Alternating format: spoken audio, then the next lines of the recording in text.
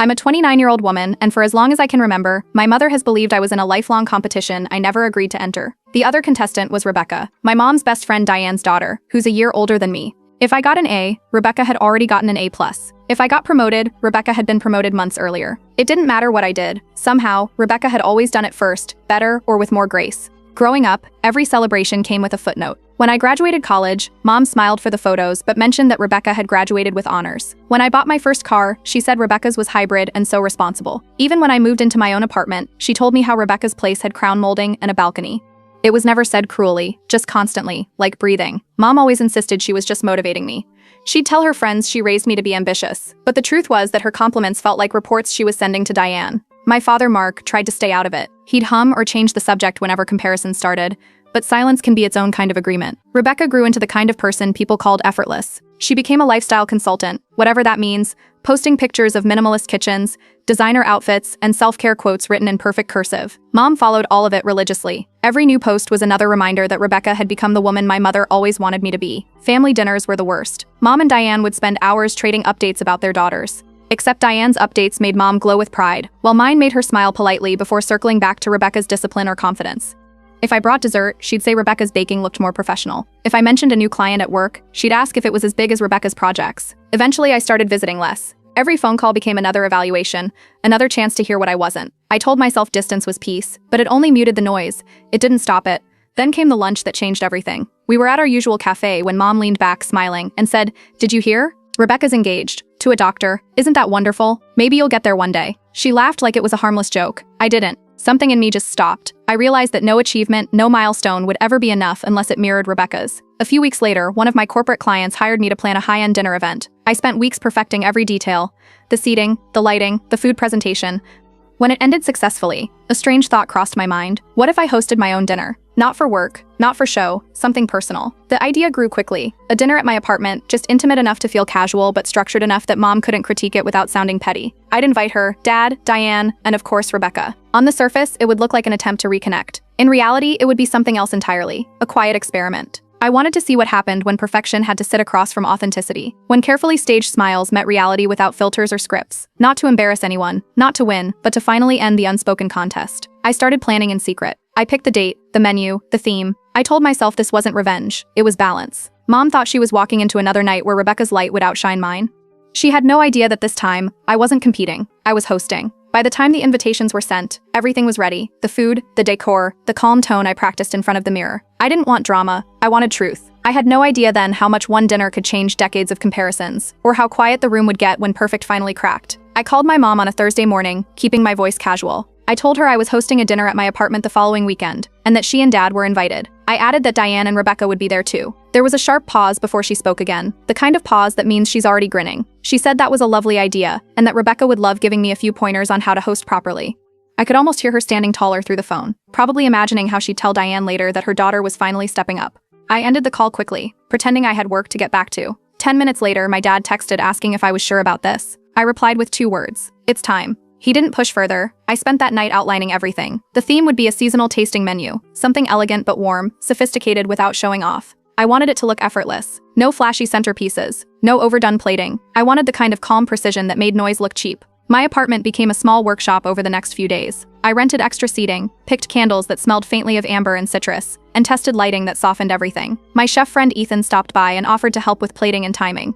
He'd worked corporate events with me before and knew how I liked things. Clean lines, quiet elegance, no chaos visible to guests. The guest list stayed the same. Mom, Dad, Diane, and Rebecca. 4 people, 4 different versions of perfect. I called Diane next. I used my professional voice, the one I use when convincing clients that I have everything under control. I said it had been too long and we should all reconnect. She sounded thrilled, already talking about bringing a bottle of wine. I didn't need to ask which kind. Diane never shows up without something expensive. Within an hour, a group text appeared.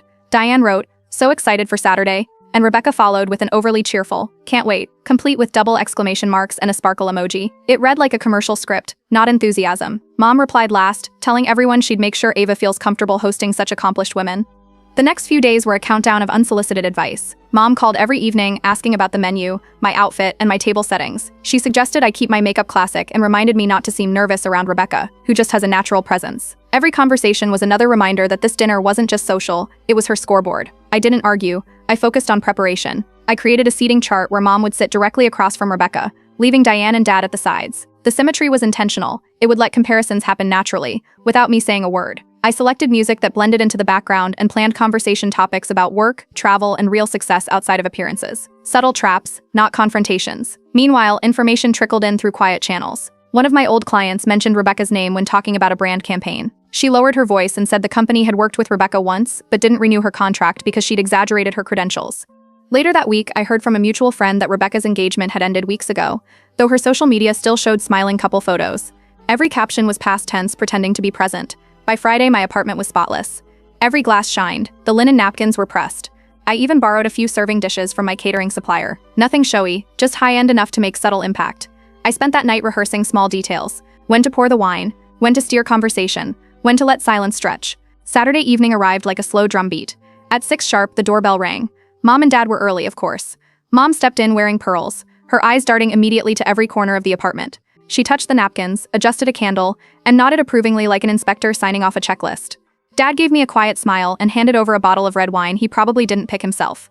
Mom walked around commenting on the lighting, the scent, even the background music. She said it felt elegant, not like your usual setups. I let her wander. Every compliment sounded like surprise, as if she didn't think I was capable of refinement without a guidebook. At 6:30, the second knock came. Diane entered in a coral dress, an air of practiced warmth. She hugged Mom first, then looked around the apartment with bright approval. She praised everything from the aroma to the placement of the plates, already announcing that Rebecca will love this. I was refilling glasses when the elevator dinged again. The hallway fell quiet before I even reached the door. Rebecca stepped in, dressed in a fitted cream outfit that looked straight from a magazine. Her hair was perfect, her perfume soft but noticeable, her smile professional. She handed me a small bouquet and complimented the space before even looking around.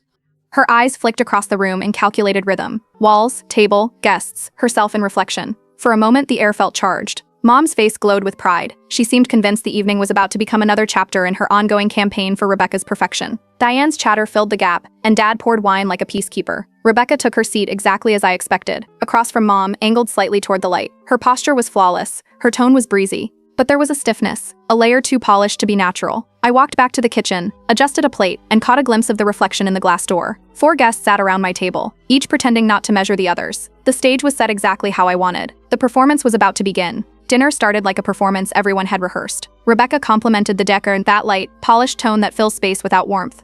Mom beamed across the table, already turning the compliment into her own validation, saying she always told me to add a woman's touch to my apartment. The first course came out on small plates, pumpkin bisque with toasted seeds. The chef friend I'd hired worked silently in the kitchen, moving like a ghost while I carried plates to the table. Rebecca photographed her bowl before lifting the spoon. Mom leaned forward to mention how Rebecca's clients would love this kind of presentation. The conversation unfolded like a tug-of-war wrapped in politeness. Diane praised the food, Mom redirected attention toward Rebecca's latest global clients, and Rebecca talked about her consulting firm in the city. Her words sounded memorized, each sentence rehearsed for admiration. Mark asked casual questions about her fiancé, the doctor. The pause that followed was brief but sharp. Rebecca stirred her soup and said he was traveling for work, then immediately changed the subject to business growth. Mom nodded too eagerly, pretending not to notice the hesitation. As plates cleared, I guided the next topic toward what success meant outside of image. I mentioned one of my recent events, a charity fundraiser that prioritized local artisans over luxury sponsors. Diane said that sounded refreshing. Mom jumped in, explaining how Rebecca always says branding is everything. Rebecca smiled thinly, nodding like someone used to being quoted. Her eyes flicked to me for the first time with a quick, unreadable glance. The second course followed, grilled sea bass with citrus glaze. The table quieted except for soft clinking. Diane complimented the flavor. Mom asked if I'd really made it myself. When I said yes, she laughed lightly and said it looked too professional to be homemade. That was when the rhythm of the evening shifted. Diane, clearly unaware of what she was about to start, asked when Rebecca was moving in with her fiancé. The question landed like a dropped glass. Rebecca froze, then smiled a little too wide, saying plans had changed due to career transitions. Mom's hand twitched against her napkin. I let a small silence stretch before speaking. I mentioned that one of my clients used to employ Rebecca's firm but had decided not to renew because of a branding mismatch. I didn't elaborate. I just poured more wine and passed the bread. No one spoke for several seconds. Diane blinked in surprise. Mark studied his plate. Mom's eyes flicked from Rebecca to me, then back again. Rebecca gave a short laugh, saying there were always creative differences in business, but her tone cracked at the edges. The tension didn't burst, it simmered. Diane tried to steer the conversation toward travel, but her sentences wandered. Rebecca excused herself to the restroom soon after. The moment she left, Mom leaned forward, lowering her voice to ask if I knew about the breakup.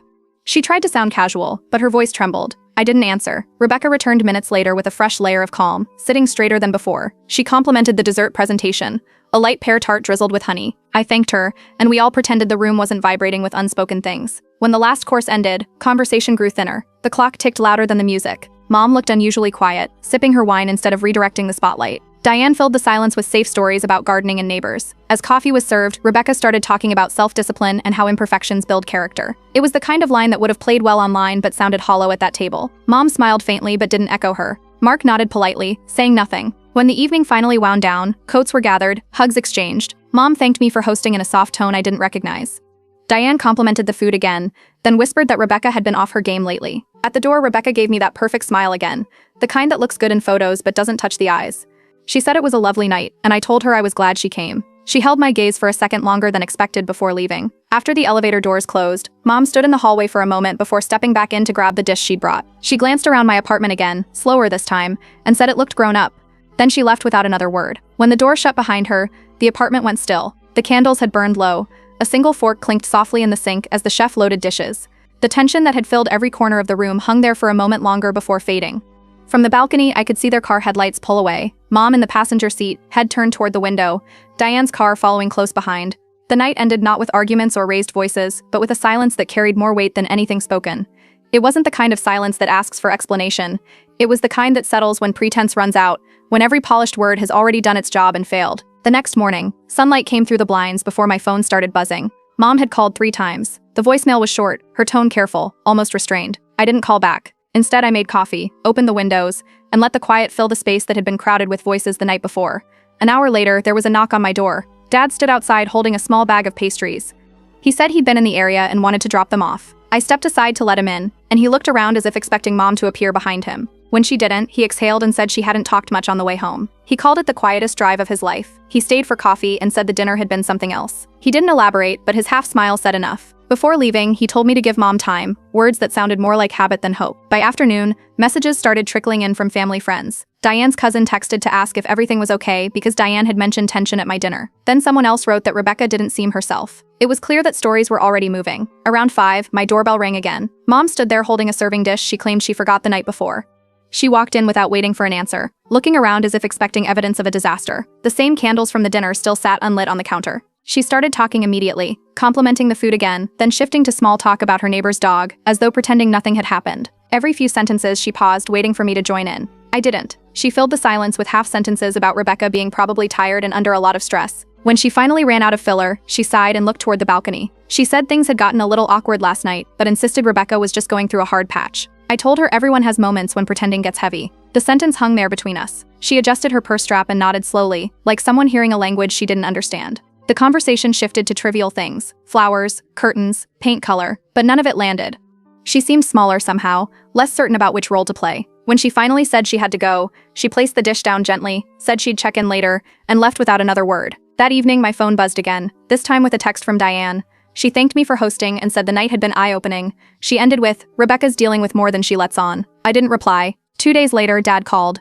He said Mom had been unusually quiet. She'd spent an hour cleaning the kitchen that didn't need cleaning. When he asked if she was okay, she'd brushed it off and gone for a long walk. He said he hadn't seen her like that before. By the weekend, the small ripples from the dinner had turned into whispers. Diane's social circle was buzzing with speculation about Rebecca's fiancé, her clients, her future. None of it came from me, but people were connecting dots on their own. At work, I buried myself in back-to-back projects. My assistant mentioned seeing Rebecca's name tagged in a vague post about starting over. The caption read, "Everything happens for a reason." It had that same polished tone, but the comments were fewer than usual. On Sunday afternoon, Dad stopped by again. He said Mom wanted to come but decided against it. He called it progress. He stayed long enough to tell me she'd spent the morning on the phone with Diane. Apparently, Rebecca had canceled a speaking engagement last minute. Diane told Mom she was reevaluating everything. Later that evening, Mom texted me. Just a single sentence. "Dinner was lovely, even if it didn't go as planned." I reread it twice. It wasn't an apology, but it wasn't denial either. That night, I met Ethan, my chef friend, for a late coffee. He mentioned that 2 of his contacts who'd been at a networking event earlier that week said Rebecca's name came up. Someone had mentioned branding inconsistencies in her company. It was spreading quietly, not maliciously, just fact replacing myth. Over the next few days, Mom's calls became shorter and less controlling. Instead of her usual advice, she asked simple questions about work and recipes. Her voice lacked the edge it usually carried. When she hung up, it always ended with a pause, like she wanted to say more but didn't know how. One evening, I got a message from Diane again. She said Rebecca had taken some time off and was reconsidering her direction. She added that she appreciated my grace during dinner. The words sat strangely in the text, but I knew what she meant. I scrolled through Rebecca's feed later that night. The engagement ring was gone from photos, the captions were neutral, the filters dimmer. Her page looked less like a brand and more like a person trying to remember what to post without an audience. Mom called again the next morning. She asked if I wanted to meet for lunch next week. Her voice soft, unsure. I said yes. Not out of forgiveness or obligation, just because I knew this time she wasn't calling to compare me to anyone. When we hung up, I looked around my apartment. The candles from the dinner still sat untouched on the shelf. They had burned long enough to change something. Not dramatically, not loudly, but enough to make the air feel different. And somewhere between those quiet calls, the silence that used to sit heavy between us began to sound a little less like distance and a little more like space. Within a few weeks, word quietly spread that Rebecca's engagement had officially ended. Diane called it mutual, but everyone knew better. The wedding website disappeared overnight, and her fiancé's photos vanished from every platform. It wasn't scandalous, just silent. The kind of silence people fill with their own versions of the story. At home, Mom's usual chatter about Rebecca stopped without warning. She'd still call me sometimes, but the conversations were shorter. For the first time in my life, she could talk for 20 minutes without mentioning Rebecca's name. The absence of comparison felt strange, unnatural, like a missing background noise. The shift showed itself fully at my aunt's birthday dinner a week later. My extended family filled the restaurant with noise and half-overlapping conversations. At one point, my cousin mentioned seeing Rebecca's old company listed as under restructuring. Mom froze mid-bite, then quickly turned the topic to my latest event project. She described my work with more detail than I'd ever heard her use before. Almost too much detail, like she was trying to memorize what pride sounded like. The compliments came out stiff, uneven, but they were real. Over the next days, her tone stayed lighter. Instead of Rebecca did something similar, it became you've always been creative. I didn't correct her or question it. I just let it happen. Then Diane called and invited us all to a small barbecue at her place, just to reconnect. It sounded harmless enough, though I could hear the forced brightness in her voice. I agreed, mostly out of curiosity. That Saturday, the air was warm, the backyard trimmed and decorated with string lights that turned on as the sun dipped. Diane greeted us like nothing had changed, hugging Mom with practiced warmth. Rebecca stood by the patio table, wearing jeans and a simple linen blouse. No designer labels, no polished edges. She looked lighter and older at the same time. Mom hesitated before greeting her, unsure which version of Rebecca to address. Rebecca smiled faintly and complimented the flowers, her voice softer than I'd ever heard it. Diane, however, filled every silence with her own nervous energy, bragging about how strong Rebecca was being and how she was turning everything around. It was an odd reversal, Diane performing the same pride routine Mom used to, while Mom listened quietly, nodding instead of competing. Rebecca's polite half-smiles made it clear she'd heard those same speeches 100 times before. As people gathered near the grill, Rebecca eventually made her way toward me. She stood close enough that I could smell the faint trace of coffee on her breath. She said the dinner I hosted had been handled with grace. I told her everyone learns lessons at their own pace. She nodded, and for a moment there was no tension, just a strange mutual understanding. The words must have carried farther than I thought. Across the yard, Mom's hand stilled mid-motion as she set down a drink. She didn't speak for the rest of the evening. When the gathering ended, Diane hugged everyone at the door, thanking us for staying connected. On the drive home, Dad later told me, Mom stared out the window the entire ride, quiet except for one sentence, something about wondering where things had gone wrong.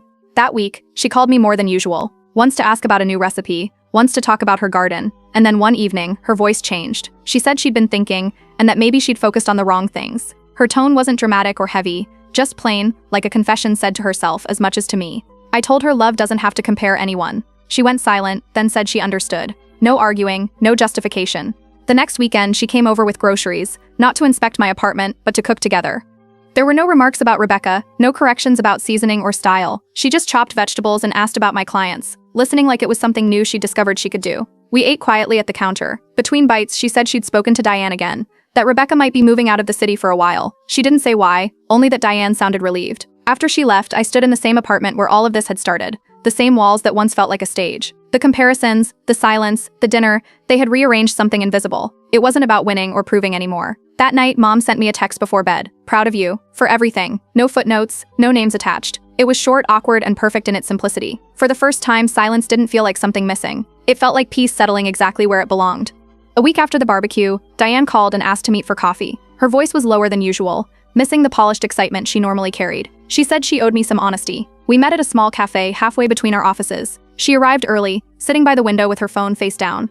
When I walked in, she stood up quickly, like she'd been waiting for the moment to get over with. Once we sat down, she didn't waste time. She said Rebecca's business was in trouble. Serious trouble. Contracts had been canceled. Bills were piling up, and her former partners had quietly stepped away. The engagement, Diane explained, ended after Rebecca fabricated a partnership online to make it look like she was expanding internationally. The truth came out when her fiancé confronted her about a fake press release she'd written herself. Diane rubbed her temples, saying she'd only found out when creditors began calling the house. She admitted she'd spent years convincing herself Rebecca was unstoppable, even when she saw cracks forming. I raised her to perform, she said, not to live. For a long time, we just sat there listening to the cafe hum around us. The sound of cups clinking, doors opening, people talking about normal things. Then Diane said something that caught me off guard. She told me the dinner I'd hosted had been the first time she'd seen someone handle truth without tearing anyone down, that it made her realize strength wasn't loud, it was steady. When we left, she hugged me tightly and told me to take care of my mother. Her tone made it clear she'd already told Linda everything. That evening, there was another knock on my door. Mom stood there holding a small container of soup, her usual excuse when she didn't know how to start a conversation. She stepped inside quietly. There were no critiques about the lighting or my decor this time. She set the container on the counter and said she'd spoken to Diane. Then she just stood there, hands clasped. Her voice was soft when she said she finally understood how much she'd contributed to the problem. She admitted she'd spent most of her life feeling overshadowed by Diane, by her confidence, her social ease, her ability to make everything seem effortless. She said that when Rebecca started excelling, she saw it as proof Diane had done something right that she hadn't. She wanted me to have that same glow of pride attached to her name, even if it meant pushing me into a race I didn't sign up for. Her words weren't emotional or rehearsed. They sounded like someone finally setting something heavy down. I didn't interrupt her. I let her talk until the room grew quiet again. Then I told her she didn't owe me an apology, only a promise that the comparisons would stop. She nodded and said she was proud of me. Not as a reflex, not to fill silence, but as a fact. A few weeks later, I heard through one of my clients that Rebecca had moved out of the city. She'd taken a small job in a coastal town, teaching design workshops and avoiding cameras. Someone said she looked happier. I believed it. Time passed quietly after that. Work stayed busy. My event firm landed a corporate contract for a major tech company's annual gala. It was the biggest project I'd ever managed. Invitations went out across the city, and to my surprise, Mom asked if she could come. I didn't hesitate before saying yes. The night of the event, the ballroom glowed with amber lights and mirrored tables. Guests mingled under soft jazz and flashes of camera bulbs. Mom arrived with Dad, both dressed elegantly but understated. She moved through the room carefully, introducing herself to people I worked with, smiling like she was proud just to be part of it. When the magazine photographer asked for a few pictures, she stood beside me, arm linked with mine. A few days later, the event made it to the local lifestyle pages with a small write-up, praising the coordination and design. The photo showed Mom and me standing together near the floral display, both of us mid-laugh. At the next family gathering, Diane brought a copy of the article. She showed everyone the photo, pointing out how natural we looked together. Mom laughed quietly, brushing off the attention, but there was pride in her eyes. Real pride, the kind that didn't need comparison to exist. Later that evening, she introduced me to someone new who'd asked about event planning. She said, "This is my daughter, the best in her field." It wasn't boastful, it wasn't defensive, it was simple, certain, and true. When everyone left and the room emptied, I helped her collect dishes and straighten the chairs. She didn't offer advice or corrections. Instead, she turned to me and said, "You did what I never could. You ended the cycle." Then she smiled and walked out to the car. The world didn't change overnight. People still whispered, families still compared, but it didn't matter anymore. That dinner months ago had started as a quiet act of defiance. It ended up being something else entirely, a reset. What it exposed wasn't just Rebecca's illusion, but the years of silent competition between two women who measured their worth through their daughters. Now every time Mom visits, she brings dessert instead of expectations. And for the first time, when she looks at me, she sees me, not who I should have been. Almost a year passed after the dinner that changed everything. Life moved at a quiet, steady rhythm. My event firm grew, my weekends stayed calm, and conversations with my parents no longer carried the tension they once did. The air between us had softened. Mom still visited now and then, never unannounced anymore. She'd bring flowers or a new recipe she wanted to try. Sometimes she'd compliment my cooking, or mention how peaceful my apartment felt. Occasionally, the old reflex would flicker. Her eyes would linger on something I owned, a tone creeping into her voice as if a comparison was waiting to surface. But she caught herself every time. Dad said she practiced it. He told me she'd pause mid-sentence, smile, and redirect. "She's learning," he said once, just slower than most. Through him, I also heard updates about Diane and Rebecca. Rebecca had moved to a smaller city by the coast. She was running design workshops, no longer using her social media as a portfolio of perfection. People said she looked happier, healthier, and less rehearsed. Diane had shifted her own focus. She'd joined a local charity and started mentoring young women in business. The photos she shared online now showed community projects instead of luxury brunches. By early spring, my firm landed its biggest opportunity yet, a high-profile charity gala hosted by a regional foundation. It was the kind of event that could attract sponsors and open doors for national clients. I threw myself into the planning, not for recognition, but because it felt good to create something meaningful from scratch. A week before the event, Mom called. Her tone was cheerful as she talked about Diane possibly attending. Then she added, "I just hope you won't feel overshadowed." The words slipped out like muscle memory. For a moment, there was silence.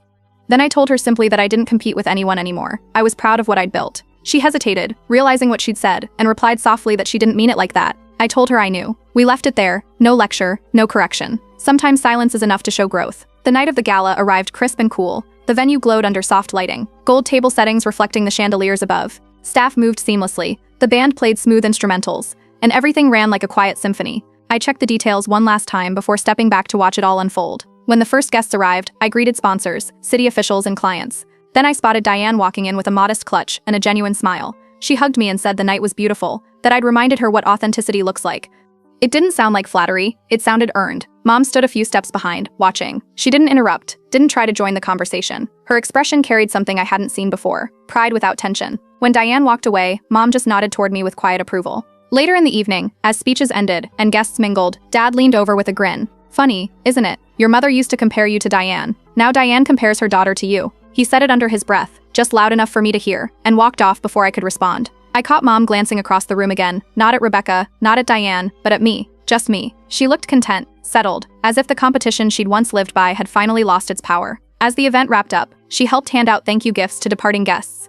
Near the end of the night, when the room was half empty, she turned to me and said something simple. I thought I was helping you aim higher. I didn't see I was just pushing you away. There was no emotion behind it, just truth. I told her we couldn't change the past, but we could keep this piece going forward. She nodded and gave a small, tired smile, the kind that said she meant it. After everyone left, I stayed behind as the staff cleared tables. The chandeliers dimmed one by one, and the room shifted from lively to still. I walked across the empty floor, heels clicking softly, and looked around at what remained. Faded candlelight, scattered petals, a quiet kind of aftermath. It struck me then how far things had come. A year earlier, dinner had been a battleground of comparisons and quiet resentments. Now it was just life, steady, earned, and peaceful.